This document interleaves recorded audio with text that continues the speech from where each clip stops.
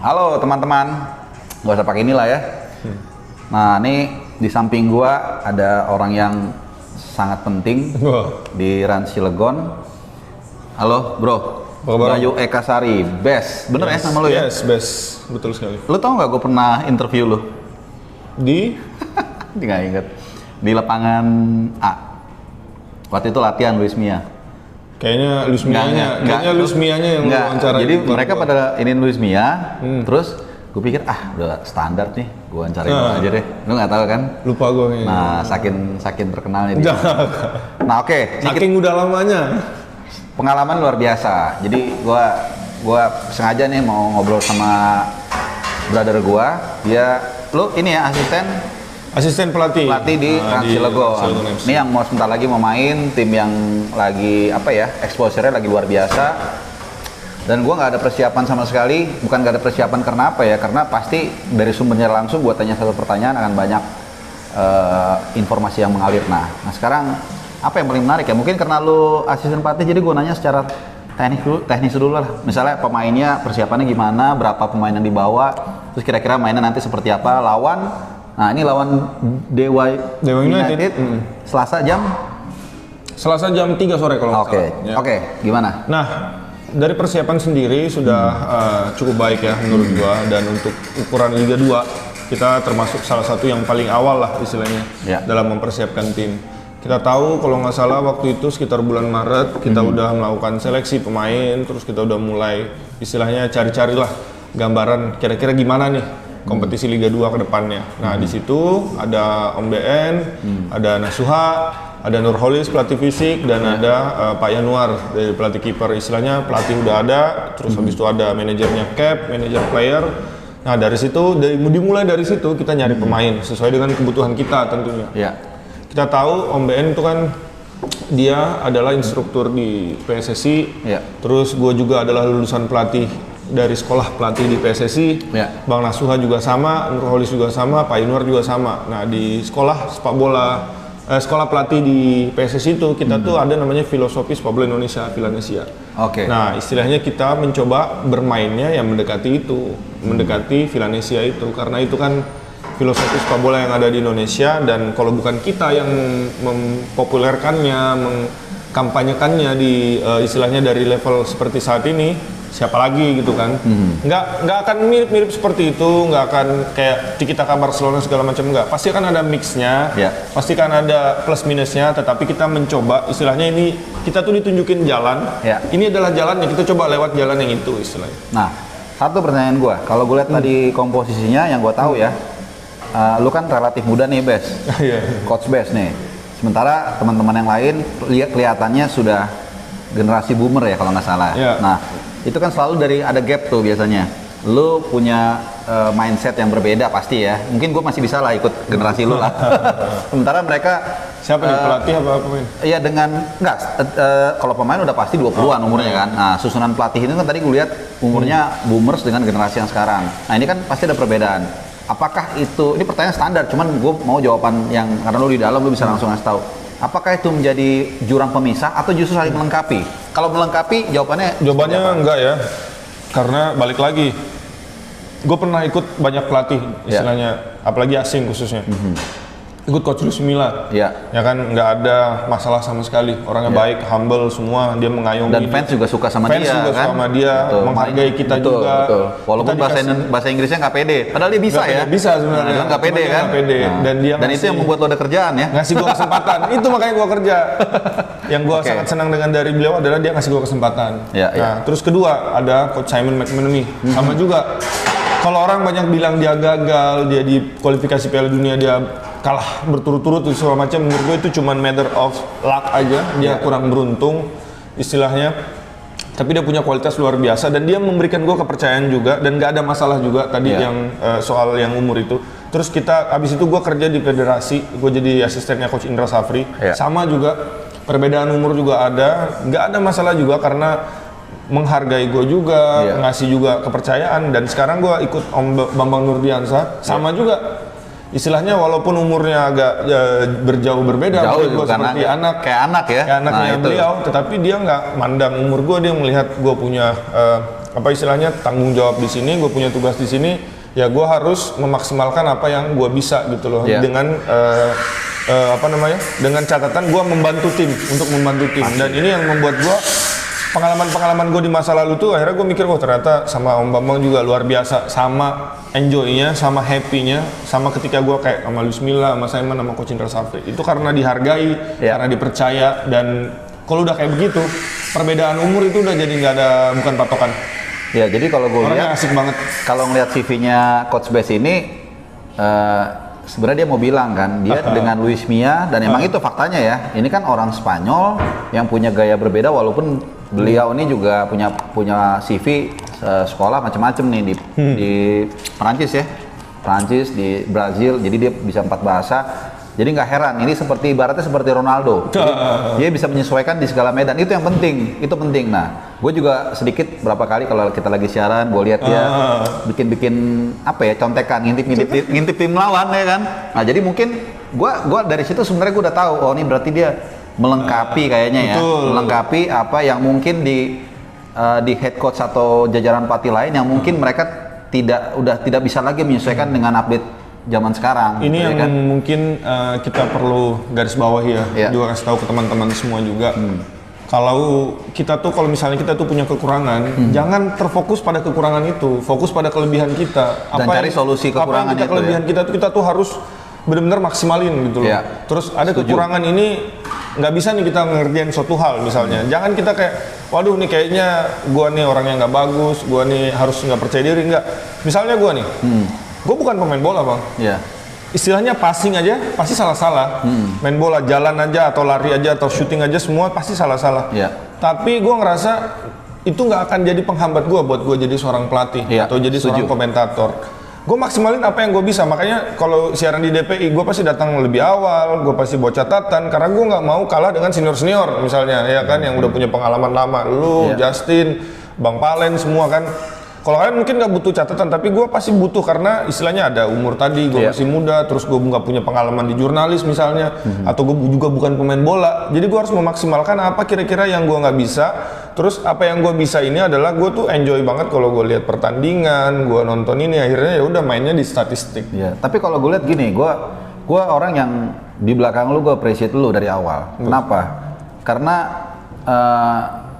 lu bersinggungan dengan Luis Milla, dengan Simon McManamy, nggak mungkin ilmunya nggak tumpah. Lu kan bisa lihat gimana cara dia ngomong, ilmunya kan pasti tumpah ke lu. Nah, ini yang kalau gue lihat, waduh ini orang, ya cuman memang benar, mungkin lu di usia segini ya tentu orang kayak gua, Jasin yang memang udah 10 tahun, mungkin Jasin 20 tahun, ya pasti dia akan lebih banyak makan asam garamnya. Tapi mungkin di umur yang nanti segitu pun mungkin lu akan lebih banyak pengalamannya. Nah, sekarang gue mau tanya, pengalaman lu ini apa yang bisa lu kasih nanti ke Dewa United yang akan nanti sebentar lagi main nih, nanti kira-kira menjalani kompetisi dan sebagainya, apa yang bisa lu ceritakan? Enggak, tentunya kalau misalnya pengalaman gue dari Luis Milla ya, itu kan dia bawa sepak bola Eropa, dari Eropa, Spanyol sampai ke Indonesia. Dia nggak bawa tiki-taka, bang, dia nggak bawa tiki-taka, dia nggak bawa. Jadi hanya fondasinya aja ya? Dia bawa sepak bola modern yang lagi tren saat itu di sana. Ya kan, kalau kita lihat sepak bola yang dibawa Luis Milla pada tahun 2017 itu bukan tiki-taka, karena dia tahu seorang pelatih itu beradaptasi dengan pemain yang ada. Ya, di Indonesia pemainnya seperti apa, kelebihannya di mana, dia lihat kelebihan pemain Indonesia itu ada di sisi sayap. Dia coba maksimalin. Kalau ngelihat klub yang ada saat ini, yang mirip-mirip gaya mainnya dengan yang dipengen Luis Milla terapin di timnas itu adalah Bayern Munchen. 4-2-3-1, quick play, transition, itu yang dia pengen. Pas bertahan dia pengen kita tuh kayak Atletico Madrid. Ya, itu yang dia sebenarnya pengen kita lakuin. Walaupun pada akhirnya prosesnya tuh nggak tuntas. Karena kan setahun kalau nggak salah setahun setengah setelah saya Asian Games dia pulang. Terus abis itu sama Simon juga sama, sepak bola yang bener-bener proaktif, bener-bener yang kita berani pegang bola, ya kan? Jangan salah, Simon itu waktu persiapannya sangat sebentar. Betul. Sangat sebentar. Dan yang kualifikasi ya, kalau kualifikasi. Dan yang kita lawan itu bukan negara ASEAN. Sorry. Walaupun lawan kita Vietnam, Thailand, atau misalnya Malaysia, gue nggak setuju itu disebut negara ASEAN ketika kita lawan mereka. Mereka sekarang menjadi part of the world, jadi bagian dari dunia. Istilahnya mereka pakai pemain-pemain terbaik mereka, ya, ketika kualifikasi. Jadi yang kita lawan itu adalah dunia.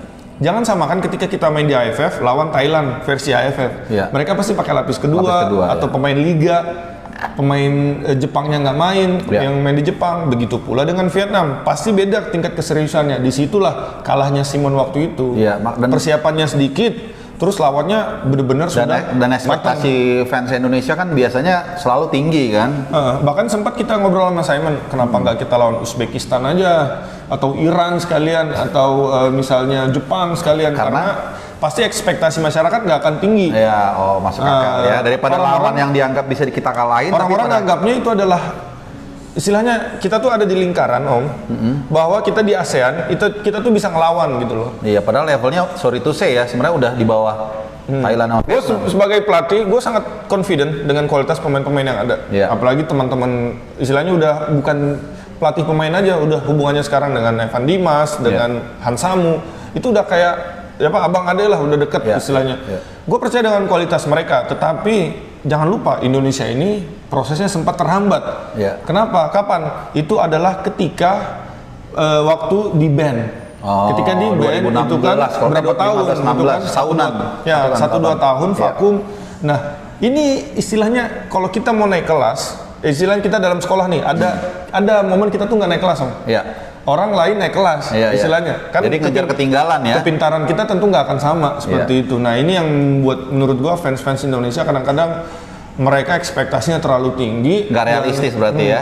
It's too hot can burn you, ya kan? Lu bisa kebakar kalau itu terlalu panas. Nah sekarang ada 2 pertanyaan terakhir, karena tadi si Abra udah ngasih kode nih. Yang pertanyaan kedua terakhir ini dulu. Kira-kira apakah lu akan karena lu kan asisten pelatih nih, tentu otoritas itu terbatas.